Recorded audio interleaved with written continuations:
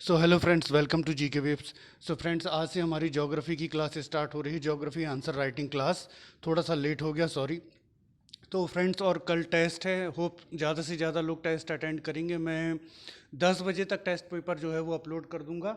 और यदि आप लोग बोलेंगे तो शाम तक या फिर कल मतलब नेक्स्ट डे मंडे को मैं उसकी जो सॉल्यूशन की जो क्लास है वो भी आपके लिए प्रेजेंट करूंगा, अगर आप लोग बोलते हैं तो।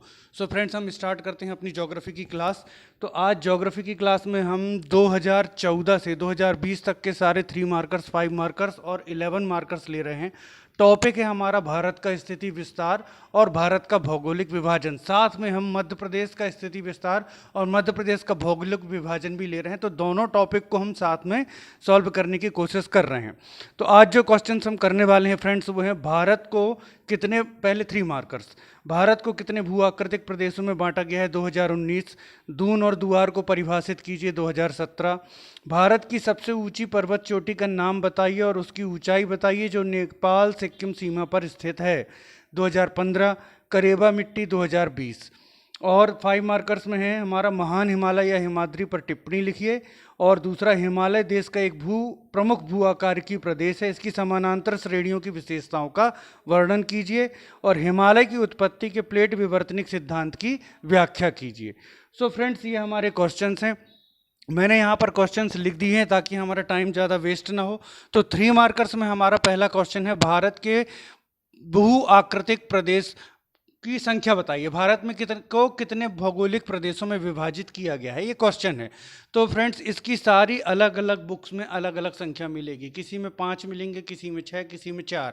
आर.एल. सिंह का जो वर्गीकरण है वो सर्वाधिक मान्य है। आर.एल. सिंह ने भारत को 4 भू आकृतिक प्रदेशों में बांटा है। इसमें कौन कौन से आ जाते हैं? तो इसमें आ जाते हैं सबसे पहले उत्तर का महान पर्वतीय क्षेत्र, ठीक है ना, जो 2500 किलोमीटर की लंबाई में फैला हुआ है। उसके बाद आपका आ जाता है उत्तर भारत का विशाल मैदान, जो आपका असम तक विस्तृत हो जाता है। असम तक विस्तृत है ये उत्तर भारत का विशाल मैदान। फिर ये आ जाएगा आपका दक्कन का पठार। और पश्चिम में फिर आपका आ जाएगा पश्चिमी तटीय मैदान। और पूर्व में आपका आ जाएगा पूर्वीय तटीय मैदान और लक्षद्वीप समूह। और यहाँ पर आ जाएंगे आपके अंडमान निकोबार द्वीप समूह, ठीक है ना। ये हो जाएगा आपका अंडमान निकोबार द्वीप समूह। तो पहला हो गया आपका कौन सा, आपका ये आंसर क्या हो गया, भारत को कितने भू आकृतिक प्रदेशों में बांटा गया है। तो पहली लाइन आप लिख देंगे, भारत को 4 भू आकृतिक प्रदेशों में बांटा गया है। फिर आपने यहाँ पर भारत के भू आकृतिक प्रदेश, ठीक है ना, भू आकृतिक प्रदेश लिख दिया, प्रदेश। और आपने यहाँ पर एक लाइन इसका छोटा सा आप ग्राफ बना सकते हो। आपको 2 लाइन बचेंगी, बस ध्यान ये रखना कि 2 लाइन में ग्राफ बनाना है। तो यहाँ पर आपने लिख दिया उत्तर का पर्वतीय मैदान। दूसरा आपने लिख दिया उत्तर का पर्वतीय क्षेत्र, उत्तर भारत का विशाल मैदान। फिर प्रायद्वीपीय भारत। और फिर आपका जाएगा पश्चिमी तटीय मैदान और द्वीप समूह, ठीक है ना। आप ऐसे लिख सकते हो। अगर ग्राफ नहीं बन रहा है तो आप भू आकृतिक प्रदेश सेकंड लाइन में हेडिंग डाल के, पहला, ठीक, उत्तर का पर्वतीय क्षेत्र, फिर दूसरा उत्तर भारत का विशाल मैदान, तीसरा प्रायद्वीपीय भारत और चौथा तटीय मैदान और द्वीप समूह, इस तरह से भी लिख सकते हैं। सेकंड क्वेश्चन है हमारा, दून और दुआर 2017 में आया है, परिभाषित कीजिए। तो दून और दुआर, हम जानते हैं फ्रेंड्स कि हिमालय की 3 समानांतर श्रेणियां हैं। पहली श्रेणी है जो वो महान हिमालय है, जिसको सर्वोच्च हिमालय या हिमाद्री भी कहते हैं। दूसरी श्रेणी है लघु हिमालय, ठीक है ना, तो लघु हिमालय हो गई। और तीसरी श्रेणी जो है वो है आपकी बाह्य हिमालय, ठीक। हमको दून और दुआर पूछा है, तो मध्य हिमालय जिसको हम लघु हिमालय कहते हैं, और आपका बाह्य हिमालय जिसको हम उप हिमालय कहते हैं। मध्य हिमालय और लघु हिमालय के बीच में समतल चौरस मैदान मिलते हैं। क्या मिलते हैं फ्रेंड्स? समतल चौरस मैदान, ठीक, समतल चौरस मैदान मिलते हैं, जिनको क्या कहा जाता है, दून और दुआर। पश्चिम में इनको दून कहा जाता है और पूर्व में इनको क्या कहा जाता है, दुआर कहा जाता है, राइट। पश्चिम में इनको कहा जाता है दून और पूर्व में इनको कहा जाता है दुआर। और हिमाचल प्रदेश में ही इनको बुग्याल और पयार भी कहा जाता है, बुग्याल और पयार, ठीक है। इनमें कुछ, चूंकि ये चौरस मैदान है तो यहाँ पर स्थलीय बसाहट आसान होती है। इनमें बसे हुए कुछ प्रमुख क्षेत्र हैं जो आपका देहरादून, हरिद्वार, पठानकोट दून, कोटा दून, इस तरीके से इनमें शहरों की बसाहट है। तो दून और दुआर में हम क्या लिखेंगे? मध्य हिमालय और लघु हिमालय के बीच पाए जाने वाले समतल चौरस मैदान, पहली लाइन हो गई। मध्य हिमालय और लघु हिमालय के बीच पाए जाने वाले समतल चौरस मैदान। दूसरा, इनको पश्चिम में दून और पूर्व में दुआर कहा जाता है। इनमें बसे कुछ प्रमुख क्षेत्र तो देहरादून, ओके, और हरिद्वार। ये आपकी 3 लाइन हो गई। आपको यहाँ पर 2.5 मार्क्स मिलने के पूरे चांसेज रहेंगे। अब अगला क्वेश्चन देखिएगा, थोड़ा सा क्वेश्चन जो है वो सही नहीं है।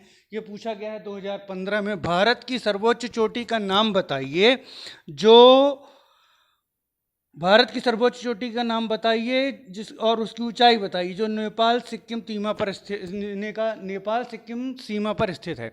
तो भारत की सर्वोच्च चोटी जो है वो नेपाल सिक्किम सीमा पर स्थित नहीं है। भारत की सर्वोच्च चोटी है K2। कौन सी है? K2, जिसको हम क्या कहते हैं? गॉडविन ऑस्टिन भी कहते हैं, जिसको गॉडविन ऑस्टिन भी कहा जाता है। भारत की दूसरी सबसे ऊंची चोटी है कंचनजंगा, कंचनजंगा। तो सबसे पहले तो जो क्वेश्चन आया है मैं उसके अकॉर्डिंग आपको आंसर बता देता हूं। तो इस क्वेश्चन का आंसर था भारत की सर्वोच्च चोटी जो नेपाल सिक्किम सीमा पर स्थित है वो है कंचनजंगा। तो भारत की सर्वोच्च चोटी कंचनजंगा। जिस तरह से क्वेश्चन आया है जिस फॉर्मेट में, उसी फॉर्मेट में आंसर लिखना है। आपसे पूछा गया है भारत की सर्वोच्च चोटी का नाम बताइए, तो पहले आपने बता दिया भारत की सर्वोच्च चोटी कंचनजंगा। दूसरा, फिर आपको पूछा गया है इसकी ऊंचाई बताइए, तो आपने इसकी ऊंचाई बता दी 8,598 मीटर, 8,598 मीटर इसकी ऊंचाई भी बता दी आपने। और यह नेपाल सिक्किम सीमा पर स्थित है। लेकिन आपको वास्तविक स्थिति मालूम होनी चाहिए कि भारत की सर्वोच्च चोटी कौन सी है? K2 है, जो कहाँ पर स्थित है? जो स्थित है कराकोरम या कृष्णगिरी माउंटेन में है, ठीक। और इसकी ऊंचाई है 8,611 मीटर। कितनी है इसकी ऊंचाई? 8,611 मीटर, ओके। तो भारत की सर्वोच्च चोटी K2 और भारत में हिमालय की सर्वोच्च जो चोटी है वो है कंचनजंगा। K2 चूंकि काराकोरम की श्रेणी है और काराकोरम को हम ट्रांस हिमालय में रखते हैं, इसलिए वो हिमालय की सर्वोच्च चोटी नहीं मानी जाती। तो भारत की सबसे ऊंची चोटी है K2 और भारत में हिमालय की सबसे ऊंची चोटी जो हो जाएगी वो हो जाएगी आपकी कंचनजंगा, ओके। नेक्स्ट हम ले लेते हैं करेबा मिट्टी। मेंस 2020 में पूछा गया है 3 मार्कर्स में करेबा मिट्टी। तो करेबा मिट्टी किस तरीके से पूछा गया है? करेबा मिट्टी क्या है या करेबा क्या है, यह कहाँ पाई जाती है? तो करेबा मिट्टी आपने देखा हिमालय की 3 समानांतर श्रेणियां हैं, ठीक है ना। आपको जरा सा हम इसको अगर हम और थोड़ा सा डिटेल में देखना हो तो इसको और विस्तारित रूप में बना लेते हैं, क्योंकि अभी ज़रूरत तो पड़ेगी ही हमको इसको विस्तारित रूप में बनाने की और क्वेश्चन के आंसर्स करने के लिए, ठीक है ना। तो इसको थोड़ा सा बनाने के बाद हम इसको एक्सप्लेन करते हैं।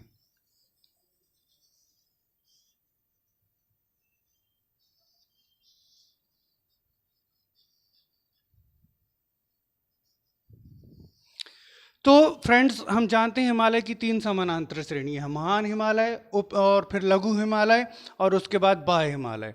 तो जो आपकी करेबा मिट्टी है, करेबा मिट्टी मध्य हिमालय में पाई जाती है, ठीक। ये हो गई महान हिमालय, फिर से बना देता हूँ, महान हिमालय, मध्य हिमालय और ये आपका बाह्य हिमालय। तो करेबा मिट्टी मध्य हिमालय में पाई जाती है और मध्य हिमालय में भी मुख्य रूप से पीर पंजाल श्रेणी, उसके दक्षिण में कौन सी श्रेणी है?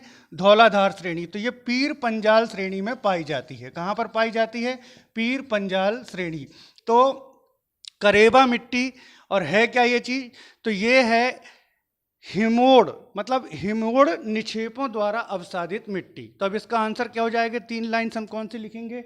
तो सबसे पहले हमने लिख दिया करेबा जो है वो है हिमोड़, ठीक है, हिमोड़ निक्षेपों द्वारा अवसादित मिट्टी, हिमोड़ निक्षेपों द्वारा अवसादित मिट्टी, ये पहला पॉइंट हो गया। सेकंड पॉइंट जो हो जाएगा हमारा, ये कहाँ पाई जाती है? तो ये जम्मू कश्मीर में पीर पंजाल श्रेणी में पाई जाती है, जम्मू कश्मीर में पीर पंजाल श्रेणी में पाई जाती है, सेकंड पॉइंट। थर्ड पॉइंट, यह केसर, बादाम और सेब की कृषि के लिए विख्यात है। मुख्य रूप से केसर की कृषि के लिए विख्यात है। ये 3 पॉइंट्स हो गए। अगर सही वैल्यूएशन हुआ तो 2.5 या हो सकता है पूरे 3 मार्क्स आपको इसमें मिले, ठीक है ना। तो हिमोड निक्षेपों द्वारा अपसादित मिट्टी जम्मू कश्मीर में पीर पंजाल श्रेणी में पाई जाती है। केसर, बादाम और सेब की कृषि के लिए विख्यात है। ओके फ्रेंड्स, तो ये हमारे 3 मार्कर्स थे। अब हम आ जाते हैं 5 मार्कर्स में। 5 मार्कर्स में हमको 2 क्वेश्चन, जो 3 क्वेश्चन आज करना है। तो एक क्वेश्चन आया है महान हिमालय या हिमाद्री पर टिप्पणी लिखिए, और सेकंड क्वेश्चन है हिमालय देश का एक प्रमुख भू आकार की प्रदेश है, इसकी समांतर श्रेणियों की विशेषताओं का वर्णन कीजिए। तो पहले हम दूसरा क्वेश्चन लेते हैं, क्योंकि दूसरे क्वेश्चन में ही पहला क्वेश्चन समाहित है। तो हम जानते हैं हिमालय, हिमालय कहाँ पर है आपका, भारत के उत्तरी भाग में विस्तृत है। कहाँ विस्तृत है, यह जम्मू कश्मीर से लेकर के आपका अरुणाचल प्रदेश तक विस्तृत है। कहाँ, ब्रह्मपुत्र नदी का जो आपका कटान है और वहाँ पर जो नामचा बरवा पर्वत श्रेणी है ना, वहाँ तक ये विस्तृत है। वहाँ से फिर ये दक्षिण की ओर मुड़ जाता है, तो आपका नागा और जो आपका मिजो और पटकाई, लुसाई, गारो, खासी, जयंतियों पहाड़ियों के रूप में विद्यमान है। अब हमको लिखना है हिमालय एक प्रमुख भू आकार की प्रदेश है, इसकी तीनों समानांतर श्रेणियों की विशेषताओं का वर्णन कीजिए। तो हिमालय जो है 6 करोड़ वर्ष पूर्व इसका निर्माण प्रारंभ हुआ और 2 करोड़ वर्ष पूर्व तक ये अस्तित्व में आ गया। इसकी 3 समानांतर श्रेणियां हैं। सबसे पहली श्रेणी जो है इसकी, वो कहलाती है फ्रेंड्स आपका महान हिमालय, ठीक है ना। सबसे पहली श्रेणी क्या कहलाती है, महान हिमालय। दूसरी श्रेणी जो है वो कहलाती है आपकी मध्य हिमालय या लघु हिमालय। और तीसरी श्रेणी जो है वो पाकिस्तान में पोटवार के पठार से शुरू होती है और तिस्ता नदी, कहीं कहीं आपको असम में दिहांग नदी मिलेगा, वहाँ पर आकर के हिमालय में मिल जाती है। तो ये इसकी 3 समानांतर श्रेणियाँ हैं। अब जरा जम्मू कश्मीर का पार्ट देख लें, ये भी आपका कई बार क्वेश्चन में बना हुआ है। तो जम्मू कश्मीर में कराकोरम श्रेणी, इसके तो हम हिमालय, ये ट्रांस हिमालय का भाग है। अब महान हिमालय, महान हिमालय की श्रेणी कौन कौन सी है, तो पहले आ जाएगी जास्कर, दूसरी आ जाएगी आपकी लद्दाख, तीसरी आ जाएगी कैलाश और फिर आ जाएगी आपकी नागतिवा। तो मैं इसको लिख देता हूं, जास्कर, जास्कर के बाद आपकी आ जाएगी लद्दाख, लद्दाख के बाद आपकी आ जाएगी कैलाश और कैलाश के बाद आ जाएगी नागतिवा, ठीक है ना, नागतिवा। ओके, ये वैसे आया जरूर है आपका 6 मार्कर में, लेकिन क्वेश्चन जो है ये आपका 11 मार्कर का है, इसलिए मैं इसको डिटेल में समझा दे रहा हूँ। मध्य हिमालय, तो मध्य हिमालय में आपकी पहली श्रेणी आ जाती है पीर पंजाल, पीर पंजाल के दक्षिण में जाएगी धौलाधार, फिर आप यहाँ पर मसूरी श्रेणी, मसूरी श्रेणी के बाद महाभारत श्रेणी, तो हम इसको भी लिख लेते हैं। यहाँ पर ये हो गई पीर पंजाल श्रेणी, ठीक है ना, पीर पंजाल।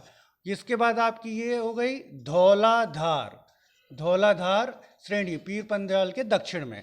नेपाल में मुख्य रूप से इसको कहा जाता है महाभारत श्रेणी। और जो आपका बाह्य हिमालय है उसकी श्रेणी है शिवालिक। कौन सी श्रेणी है, शिवालिक। ओके, शिवालिक श्रेणी जो पाकिस्तान में पोटवार के पठार से तिस्ता नदी तक, कहीं कहीं आपको असम में दिहांग नदी मिलेगा, तक विस्तृत है और फिर जाकर के मिल जाती है। अब इनमें थोड़े से दर्रे भी देख लेते हैं, तभी हम इनकी सबकी विशेषताएं लिख पाएंगे। तो सबसे पहले महान हिमालय में जो आता है वो आपका आता है बुर्जिल दर्रा। ओके, फिर पीर पंजाल श्रेणी में आ जाएगा आपका पीर पंजाल दर्रा, वहीं पर इसके थोड़ा पूर्व की ओर आ जाएगा जोजिला दर्रा, यहाँ पर आपका आ जाएगा बारालाचा दर्रा, बारालाचा के बाद यहाँ पर आ जाएगा आपका रोहतांग दर्रा, फिर बारालाचा के दक्षिण में जाएगा सिपकीला, फिर आपका आ जाएगा माना दर्रा, माना के बाद आपका जाएगा नीति दर्रा, नीति दर्रा सॉरी माना दर्रा, यहाँ पर मैंने थोड़ा सा इसको गलत बना दिया है। हम कहाँ पर थे, बारालाचा दर्रा है ना, थोड़ा सा नीचे आएगा। बारालाचा दर्रा के बाद यहाँ पर आ जाएगा आपका रोहतांग दर्रा और यहाँ इसके पूर्व में और बारालाचा के दक्षिण में आ जाएगा सिपकीला, फिर यहाँ पर आ जाएगा आपका माना दर्रा, यहाँ आ जाएगा आपका नीति और यह आ जाएगा लिपुलेख दर्रा। फिर नेक्स्ट आएगा यहाँ पर आपका नाथुला। ओके, बहुत इंपॉर्टेंट, नाथुला, और नाथुला के दक्षिण में आपका झेलेपला, ठीक, झेलेपला। ओके, इसके बाद फिर आपका जाएगा यहाँ पर बोमडीला, बोमडीला के बाद आपका जाएगा यांग्याप दर्रा, फिर यांग्याप दर्रा के बाद यहाँ जाएगा दिफू दर्रा, दिफू दर्रा के बाद यहाँ पर आ जाएगा आपका तुजू दर्रा। ओके, तो ये है। अब हम इनकी विशेषताएं लिखते हैं। हिमालय की तीनों समानांतर श्रेणियों की विशेषताएं लिखिए। तो लिखेंगे हिमालय विश्व की सब, थोड़ी सी भूमिका, 2 लाइन की भूमिका लिख दीजिए। हिमालय विश्व की सर्वोच्च चोटी है जिसका निर्माण 6000 वर्ष पहले प्रारंभ हुआ और हिमालय विश्व की सर्वोच्च ऊंची पर्वत चोटी है जिसका निर्माण 6 करोड़ वर्ष पूर्व प्रारंभ हुआ और 2 करोड़ वर्ष पूर्व तक यह अपने अस्तित्व में आ गया। इसकी उत्पत्ति जो हुई है प्लेट विवर्तनीय हलचलों के कारण हुई है। इसकी 3 समानांतर श्रेणियों की विशेषताएं निम्न है। पहला, महान हिमालय। तो महान हिमालय में हम क्या लिखेंगे? महान हिमालय में हम लिखेंगे यह विश्व की यह हिमालय की सर्वोच्च जो है पर्वत श्रेणी है। यह हिमालय की सर्वोच्च पर्वत श्रेणी है। इसकी औसत ऊंचाई 6000 मीटर और चौड़ाई 100 से 150 किलोमीटर है। ठीक, तो यह हिमालय की सर्वोच्च श्रेणी है और इसकी औसत ऊंचाई 6000 मीटर और चौड़ाई 100 से 150 किलोमीटर है। यह वर्ष भर हिम आच्छादित रहती है, फलस्वरूप इसे हिमाद्री और सर्वोच्च हिमालय भी कहा जाता है। यह कठोर ग्रेनाइट शिस्ट और नीच चट्टानों से निर्मित है। ठीक, कठोर ग्रेनाइट शिस्ट और नीच चट्टानों से निर्मित है। विश्व की कुछ प्रमुख सर्वोच्च चोटियां इसी श्रेणी में पाई जाती हैं। आप उनका उल्लेख भी कर सकते हैं। जैसे आपका कौन कौन सी हो जाएगी?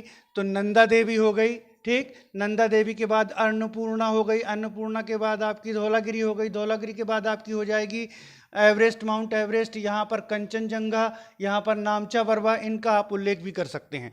तो विश्व की सर्वोच्च पर्वत चोटियाँ इसी भाग में स्थित हैं। यह मध्य हिमालय से main central thrust MCT main central thrust के द्वारा पृथक होती है। ठीक, ये हो गया आपका। फिर आपका आता है कौन सा? तो लघु हिमालय। ठीक, लघु हिमालय। तो महान हिमालय के पश्चात लघु हिमालय आता है जो कि कश्मीर से अरुणाचल प्रदेश तक विस्तृत है। इसकी जो औसत ऊंचाई है 3750 मीटर और जो चौड़ाई है वो 50 से 80 किलोमीटर है। इसकी औसत ऊंचाई 3750 किलोमीटर, चौड़ाई 50 से 80 किलोमीटर है। लघु हिमालय की दक्षिणी ढलानों में, और दक्षिणी ढलानों में ही क्यों, इसका भी क्वेश्चन बन चुका है जिसको हम बाद में डिस्कस करेंगे। तो लघु हिमालय की दक्षिणी ढलानों में प्रमुख स्वास्थ्यवर्धक और पर्यटन स्थल जो हैं वो स्थित हैं। कुछ के नाम आप दे सकते हो, जैसे धर्मशाला, देहरादून, नैनीताल और आपका शिमला, मसूरी और मनाली। ठीक है, और आपका दार्जिलिंग, ये सब कहाँ पर स्थित हैं? मध्य हिमालय की दक्षिणी ढलानों पर स्थित हैं। तो लघु हिमालय में क्या क्या लिख दिया हमने? या मध्य हिमालय में इसकी औसत ऊंचाई 3750 मीटर और चौड़ाई 50 से 80 किलोमीटर है। इसकी दक्षिणी ढलानों पर प्रमुख स्वास्थ्यवर्धक और पर्यटन स्थल हैं जैसे शिमला, मनाली, मसूरी, नैनीताल और दार्जिलिंग आदि। ठीक है, फिर लघु हिमालय में शंकुधारी वन पाए जाते हैं। लघु हिमालय में शंकुधारी वन पाए जाते हैं।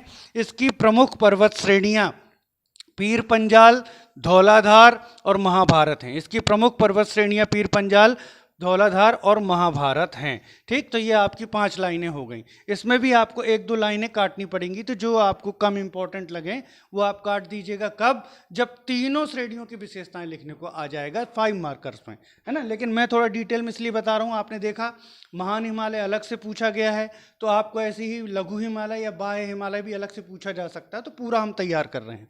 उसके बाद आ जाता है बाह्य हिमालय। तो यह पाकिस्तान में पोटवार के पठार से सिक्किम में तिस्ता नदी तक विस्तृत है। पहला पॉइंट हो गया। दूसरा पॉइंट, इसकी प्रमुख श्रेणी जो है वो शिवालिक श्रेणी है। इसकी औसत ऊंचाई 1200 मीटर और चौड़ाई 25 किलोमीटर के आसपास है। और इसमें जो है आपका उसको क्या बोलते हैं हम, उष्णकटिबंधीय उष्णकटिबंधीय सदाबहार वनों से लेकर के आपका शंकुधारी वन तक पाए जाते हैं। तो ये बाह्य हिमालय की विशेषताएं हो गई। ठीक है फ्रेंड्स, अब यहीं से आपका जो पहला क्वेश्चन था महान हिमालय की विशेषताओं का वर्णन कीजिए, वो भी आपका तैयार हो गया है। ओके, तो महान हिमालय की विशेषताओं का वर्णन कीजिए, वो भी आपका तैयार हो गया। हिमालय की तीनों समानांतर श्रेणियों की विशेषताओं का वर्णन कीजिए, वो भी आपका तैयार हो गया। लेकिन आपको जो सबसे इम्पोर्टेंट मैं चीज़ बताना चाहता हूँ, ये ये क्वेश्चन जो पहला क्वेश्चन 3 मार्कर्स में बना हुआ है, भारत के भौगोलिक प्रदेश, ये 11 मार्कर का क्वेश्चन है और कभी भी 11 मार्कर में आ सकता है, तो आप इसको 11 मार्कर में तैयार करिए। पहला आपका आ जाएगा उत्तर का, ठीक है ना, कौन सा, विशाल पर्वतीय क्षेत्र, ठीक, उत्तर का विशाल पर्वतीय क्षेत्र। दूसरा आ जाएगा आपका उत्तर भारत का विशाल जो है आपका मैदान। तीसरा आ जाएगा आपका प्रायद्वीपीय भारत, और चौथा आ जाएगा आपका तटीय मैदान और द्वीप समूह। इसको आप 11 मार्कर में तैयार कीजिए।